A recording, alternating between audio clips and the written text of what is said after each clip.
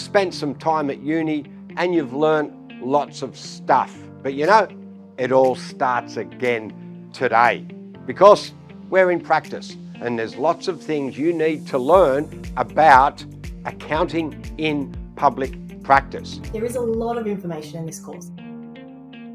Welcome to the lesson on the balance sheet approach.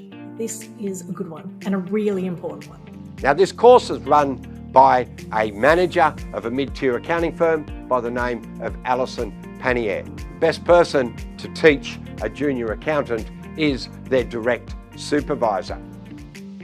Module 5, Lesson 4 of Superstar Graduate, Discretionary Trusts. This is fundamental to the way that you're going to do your work.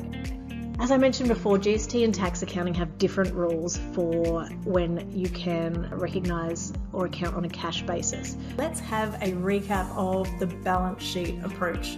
Distributions received will operate a lot like dividends received. You need to detail where the amounts come from. You need to reconcile it to a statement if one is available, or link it to distribution statements or financials from wherever the distribution has been received from. Ideas and concepts that you need to understand to really appreciate your role within a business. So we need to know what the business is. Do they have a business plan? How many parties are involved, because that changes the structure, and other parties related? I'm Allyson and I designed this course to accelerate the training of early career professionals, including graduates, interns and undergraduates. Now that we've looked at the balance sheet in detail, it's time to consider the profit and loss, its role, and what we can learn from it through the compliance process. Right click over here. Now we have paste options. So what we can do is this one just pastes them as they are.